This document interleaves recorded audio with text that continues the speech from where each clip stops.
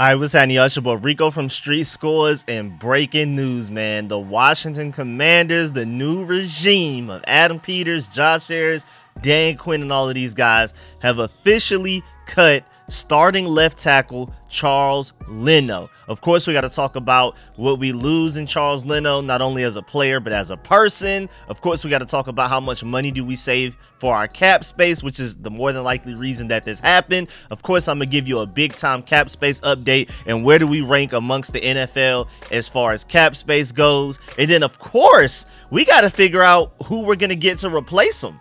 Right now, with Charles Leno gone, we don't have a playable left tackle on roster, as Cornelius Lucas isn't even on the roster technically. He's an unrestricted free agent. So we got to dive into the best potential tackles available in both free agency and the draft. We may attack both.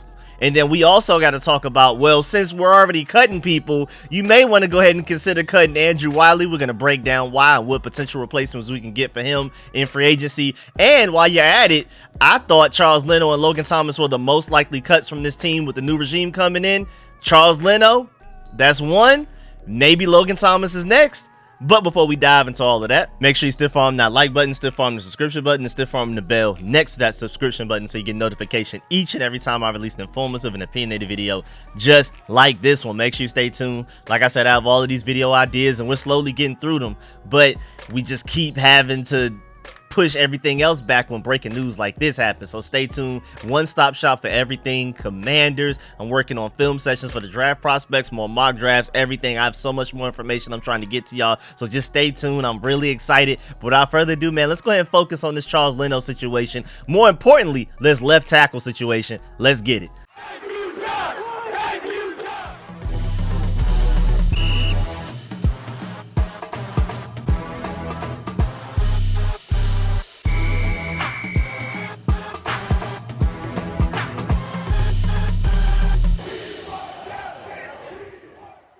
All right, first things first. First of all, shouts out to Evan for the PayPal donation, man. Really appreciate that.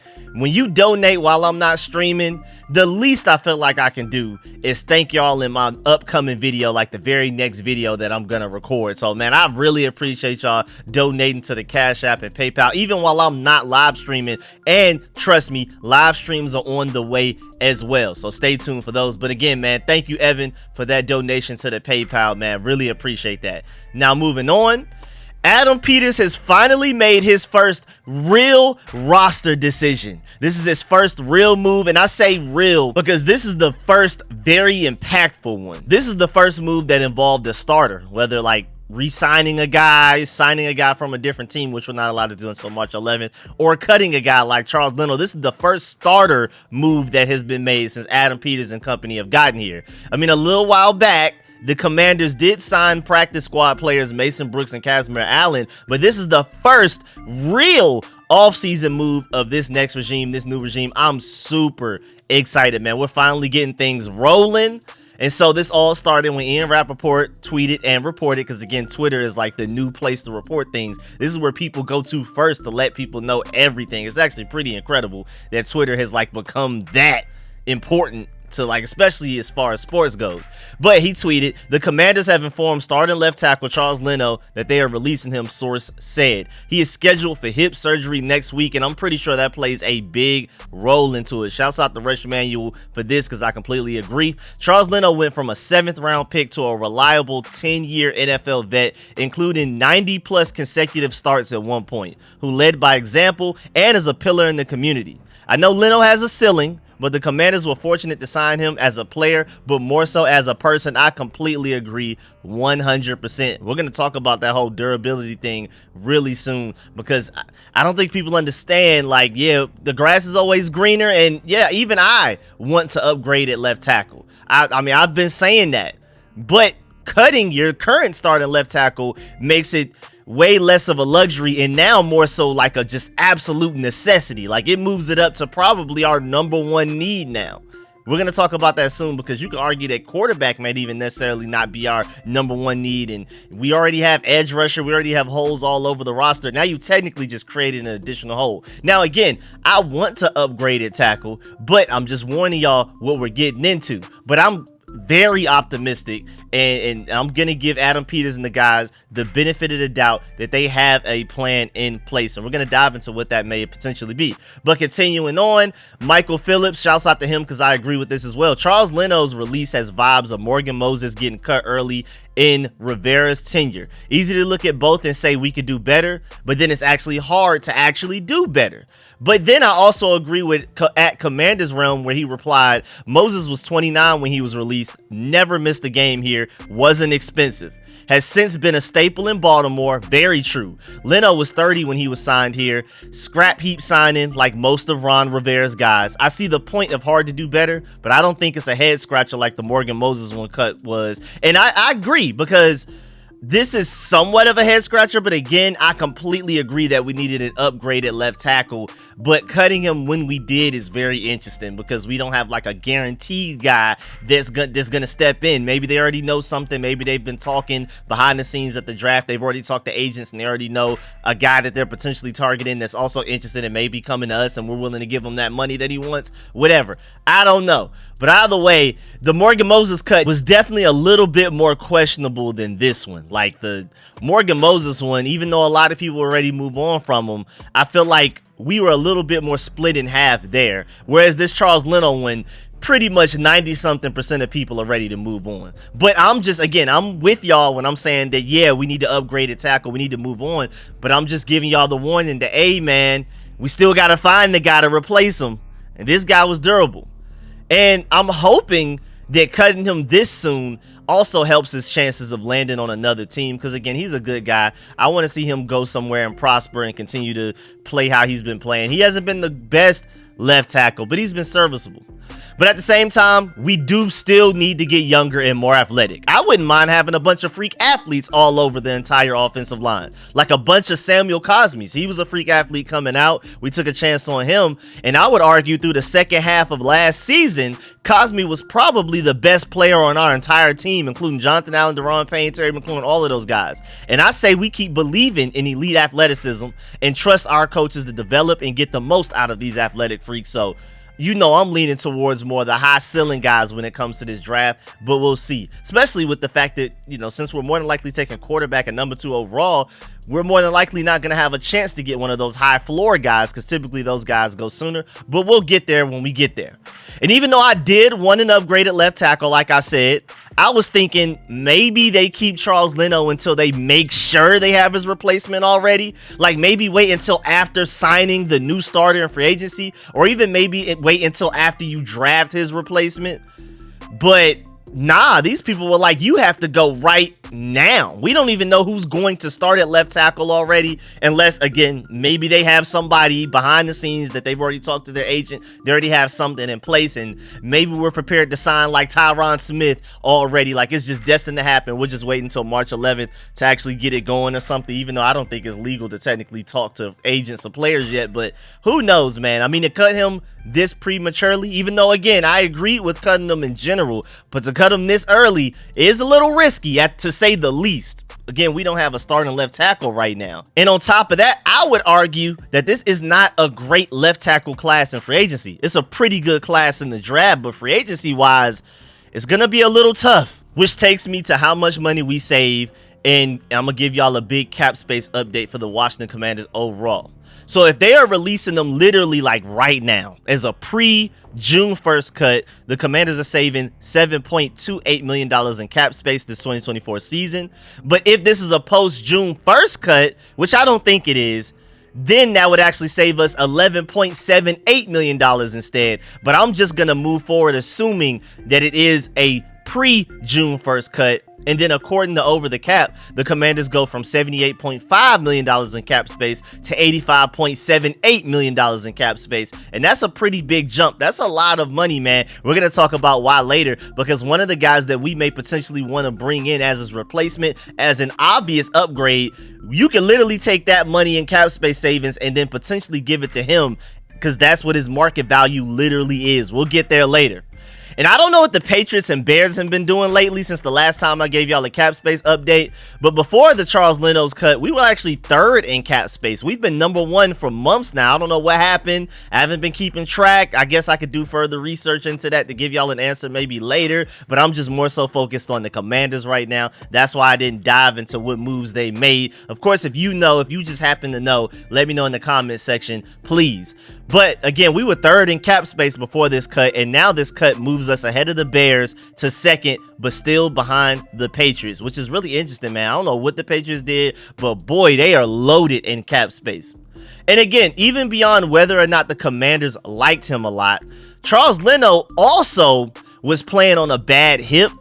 So that's probably the main reason why he got cut, honestly. Like, it may even be beyond just the fact that he wasn't very consistent last year. It may just be so they're coming in, new regime, and they don't want any parts of dealing with a already average starting left tackle dealing with hip surgery as well, because his biggest calling card, like the thing he lays his hat on, the thing when in doubt you're gonna get from Charles Leno is durability. Now, if Charles Leno isn't durable, then it's kind of like, why are you even here type of situation. And they also, of course, probably just watched last year's tape and was like, nah, new franchise quarterback coming in at number 2 overall. I don't know, man. But now we have a really big hole at left tackle with potentially a new franchise quarterback being drafted number 2 overall coming in very soon, man. This is a scary situation, man. Because again, it sounds like we're more than likely going to sign quarterback number 2 overall. But left tackle is the 2nd most important position in football. You have quarterback, and then you would argue left tackle 2nd, and I guess edge rusher 3rd, or maybe depending on who you are, edge rusher and left tackle can switch. But either way, left tackle is a top 3 need and positional value in the NFL, in this sport. And right now we have a big hole there.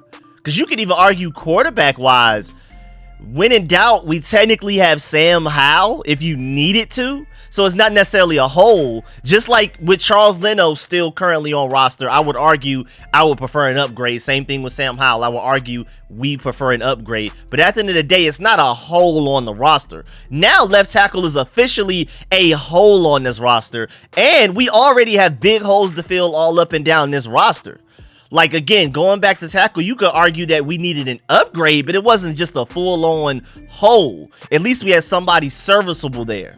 Now, it's a hole just like edge rusher. I would argue those are the only 2 positions that we have just absolute holes at. At least like corner, safety, especially if we don't re-sign Cameron Curl, guard, maybe even running back. We need some wide receivers. We need some tight ends, technically. All of those are positions that we're looking for upgrades, but just an absolute hole. Like, we just literally don't even have a guy that's even potentially startable at that position, or really only edge rusher, and now left tackle after releasing Charles Leno. Again, I would argue that quarterback is more of a, yeah, we feel like we need an upgraded quarterback, but it's not a hole. It's not just we don't have anybody that we could at least throw out there that's even playable and watchable as fans, basically. And so now we need to find a starting left tackle just as bad as we need an edge rusher. So it sounds like we may go out there and spend big monions in free agency, because do you want to risk waiting until the draft to potentially miss out on getting that guy? And then now you're scrambling after the draft, after free agency already hit its first 2 waves. You're hoping that there's a serviceable starter out there. And then you may even end up in a situation where you may have to bring Charles Leno back. I highly doubt they double back like that. And I'm just assuming that just with all of the optimism I have in this front office and coaching staff, that they have a plan in place to where at worst case scenario, we don't have to go back to Charles Leno. I'm just going to give them the benefit of the doubt and assume it's not that dire of a situation. But I'm also not saying that it's impossible, because the draft is a crapshoot. First of all, you don't know if the player that you draft is going to be good. But even before then, what draft tackles will be available with the picks that we have? Basically starting with our 2nd round pick, because we're more than likely taking quarterback number 2 overall.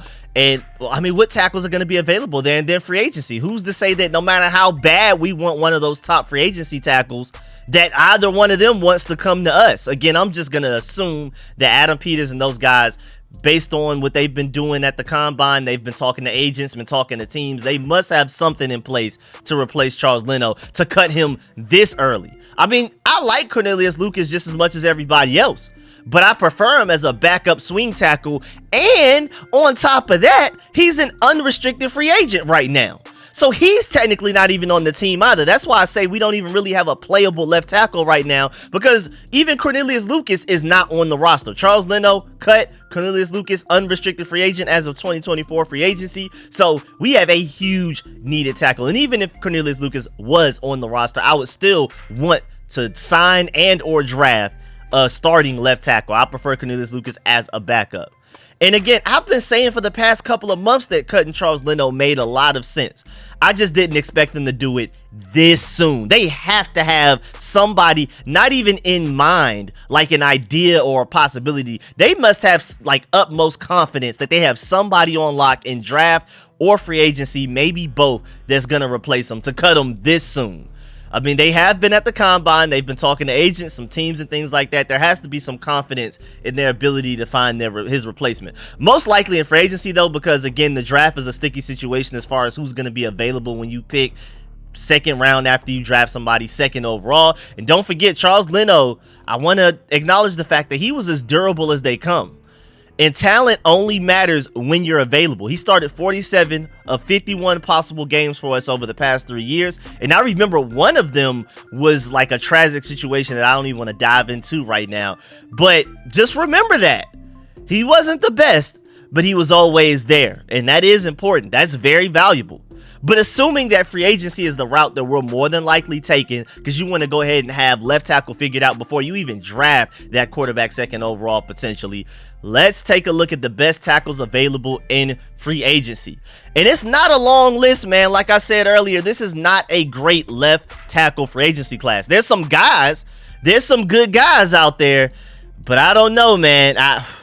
I'm scared. I'm not going to lie. I am a little afraid of our chances of getting one of these good guys, because there's a lot of teams out there that need left tackle. We're not the only one. But then again, we won the Adam Peters sweepstakes and had Adam Peters, Ian Cunningham, and Alec Hallaby fighting over each other for the chance to become our GM. Hopefully, we have the same attractiveness when it comes to NFL free agents. Hopefully, all of those guys are fighting for the chance to be a part of what we're building here. Maybe we can sell them on the same dream that Josh Harris and Bob Myers and Rick Spielman were able to sell to Adam Peters, and then Adam Peters and Dan Quinn were able to sell to all of these elite coaches that we have at positional coaches right now that deserve to be offensive coordinators, defensive coordinators, and head coaches for other rosters. They came here to just be simply positional coaches and focus on one particular thing because they believe in the vision that we're building. I'm really hoping that translates to these players at NFL free agency, even though we were voted dead last for the second year in a row amongst free agency destinations by the players through the NFLPA. I'm going to do a video covering that soon as well. Maybe tonight, maybe tomorrow. Just stay tuned for that. But either way, diving into free agency, I would argue that Tyron Smith is the best available left tackle in free agency. He's coming off of a season where he had the 4th highest Pro Football Focus grade amongst all offensive tackles. Not even just left tackles, all offensive tackles with an 83.7. He also had a pass blocking grade of 89.3. You know how lovely that would be for a rookie franchise quarterback that we just took number 2 overall. Tyron Smith at this point, especially with Charles Leno cut, is to me the dream pick. I mean, granted, he's not the youngest guy doing it. He's 33 years old, so it's not like he just has this potential ceiling that he hasn't unlocked. You know, basically the best you've seen of him from his days with the Cowboys is probably at best what you're going to get with the Commanders. And you can maybe, especially with him being 33 years old, maybe expect a little bit of a drop off. But even then, I still feel like Tyron Smith would easily be an upgrade over Charles Leno and probably the best available tackle in this free agency period. But you never know. Maybe some guys get cut that aren't cut just yet, and maybe somebody better than Tyron Smith becomes available. But as of today, with an 89.3 pass blocking grade and a 68.4 run blocking grade, which isn't great, but an overall 83.7 grade, which again was 4th amongst tackles out of the entire NFL according to Pro Football Focus last year, that would be a great get. So to compare him to Charles Leno had a 72.5 overall grade, which was ranked 28th. Again, Tyron Smith 4th out of the NFL tackles, Charles Leno 28th out of NFL tackles. So there's a big difference there. And if you want to break it down specifically, pass blocking wise, Charles Leno was actually pretty good with a 77.8. But your boy Tyron Smith, hopefully we get him. Ex-Cowboy, maybe he wants to follow Dan Quinn and all of the other couple of Cowboys guys that we brought over with Dan Quinn, like a Joe Witt Jr. and things like that. That boy had an 89.3 pass blocking grade, again, compared to Charles Leno's 77.8. And then even run blocking grade, even though Tyron Smith's 68.4 isn't the most exciting, it's still better than Charles Leno's run blocking grade, which was a 62. So it looks like Tyron Smith will be an upgrade in every possible way, except for, I guess, durability, because, I mean, people just don't come as durable as Charles Leno. And yeah, you do need to take that into account. That needs to be a factor in who you sign and things like that. But at the end of the day, man, we just got to get more talent. We have to. And also, I believe Charles Leno is slightly younger than Tyron Smith, which is really interesting. Something to keep in mind as well. Now, market value-wise, Spot Track is saying that he'll only demand $7.4 million per year. They're predicting him to get a 1-year, $7.5 million prove-it deal. And that actually kind of aligns with what Adam Peters does. Adam Peters typically signs guys to 1-year, 2-year deals. Like, he's famous for that. So that sounds about right. If you to cut Charles Leno and get like a little over $7 million in cap space savings from it, and then you can take literally that same exact money and go and sign Tyron Smith, that would be a huge home run free agency signing for this regime right there. That's the dream case scenario, in my opinion, at this point, especially in free agency. I mean, I'm surprised that Spot Track only has him getting paid $7.4 million. I mean, I know there's age, maybe there's some injury concerns, but that's still wild to me, with him being arguably, in my opinion, the best tackle available in free agency this cycle. Again, it's not a very strong cycle, but still, man. And then second, maybe you have Trent Brown.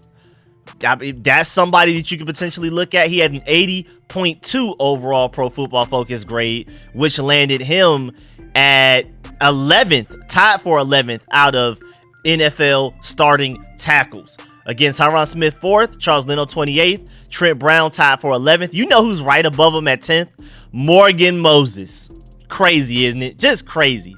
But Trent Brown, 80.2 overall grade from Pro Football Focus, 72.8 pass blocking grade, and 80.7 run blocking grade. So that's really interesting as an option right there. His market value is a little unknown, but we do know that basically from his previous contract with the Patriots, he signed a 2-year deal worth $13 million total, which is an average salary of 6.5. So maybe hitting free agency right now, he'll maybe even be a little bit cheaper than Tyron Smith. So if you want to go a little bit cheaper, or for some reason you miss out on Tyron Smith, maybe you go and get a guy like a Trent Brown. And he's younger at least, 3 years younger than Charles Leno and Tyron Smith. So there you go. I wouldn't necessarily call him young, but when it comes to tackles can play deep into their 30s. So that's still pretty good. If you think he's a long-term option, there you go.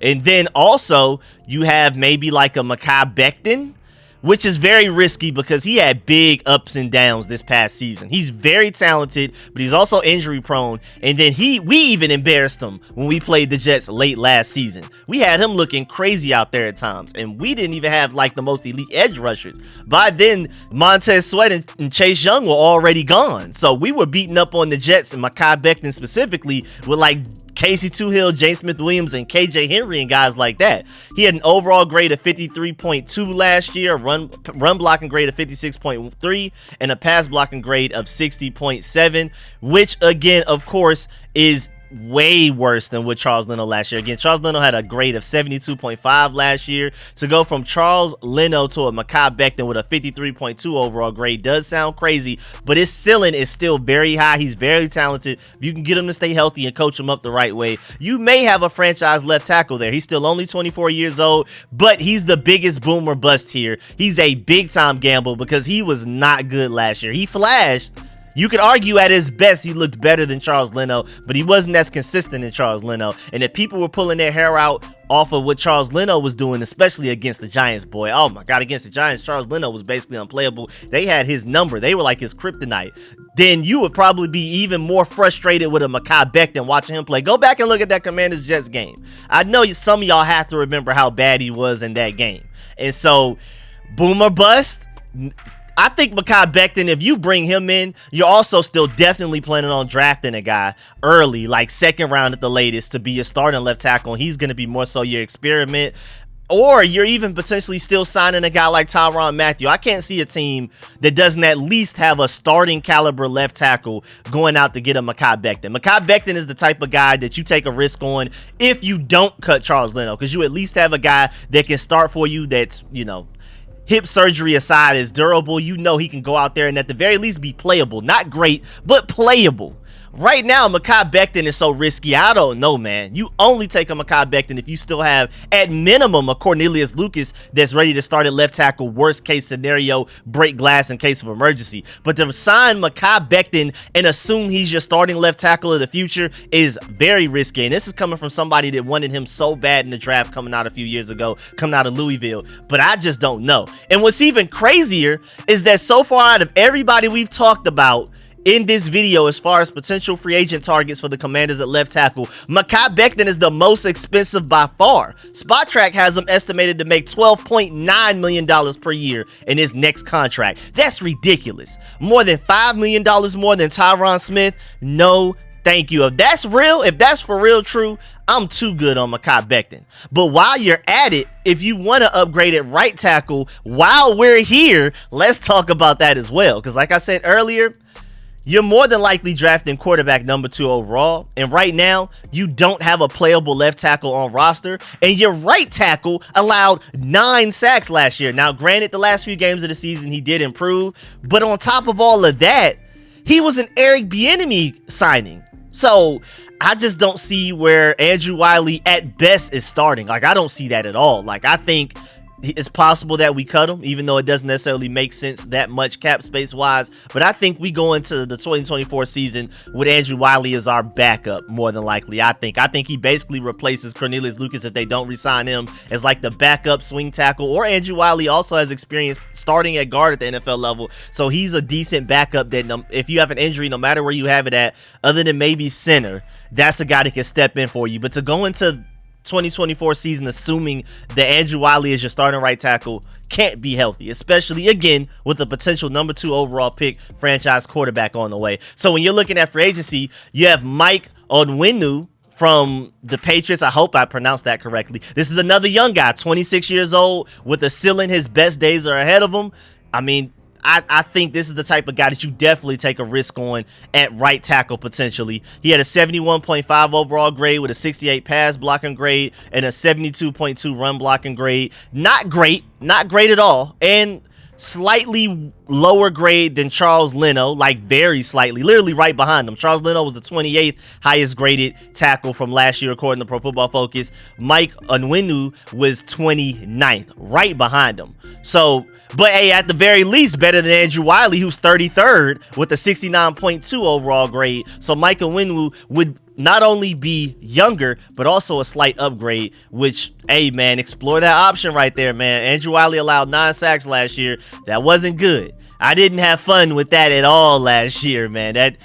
He was especially the first half of the season. It was terrible. It took him a while to get right, and then the second half of the season he was playing better, but still not good enough for me to assume that he's our starting right tackle for potentially a Jayden Daniels or a Drake May. I don't like the sound of that. But to break down his grades, he had a 69.2 overall grade as an Andrew Wiley, 67.5 pass blocking grade, and a 66.1 run blocking grade. So again, Mike Onwenu was slightly better in every single one of those categories. Not drastically better, but slightly. And then also shouts out to NFL Network for bringing up this point. The Patriots did Onwenu a huge favor by returning him the right tackle midway through last season. While he's an excellent guard, he's better as a bookend. That flexibility, his age, and experience can make him one of this year's highest paid players in free agency, which scares me, man. But just imagine him to the right of Andrew Wiley. That athleticism, that youth, like the ceiling, we could have a potential just lock on the right side of our offensive line between Samuel Cosmi and Mike Onwenu for like the next 10 plus years if we're able to get him. Samuel Cosmi's 25 and our boy Mike is 26, man. Just imagine it. Just vision that, man. Just envision that, man. Like That could be something serious, man. That has me very excited about the potential of that. And then when it comes to his projected contract value, this is the most expensive one yet. Spotrac has him estimated to make $13.6 million per year in his next contract, and I'm not surprised. And I'm also not gonna lie, I'd be willing to pay that. Even though he is a right tackle, I'm willing to pay that, man.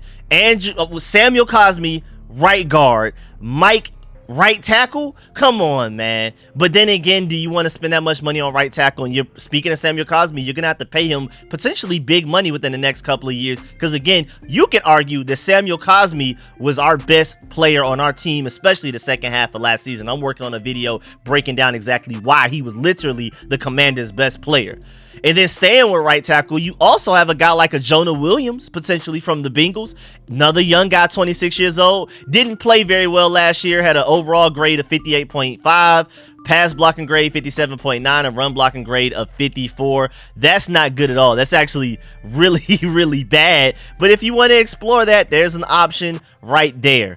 Then you also potentially, and his estimated market value is $10.8 million per year. And I don't know, man.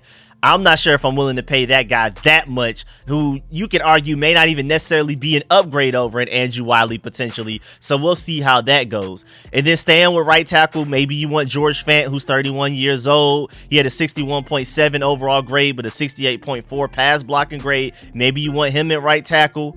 Also, left tackle wise, you have Donovan Smith, who's 30 years old.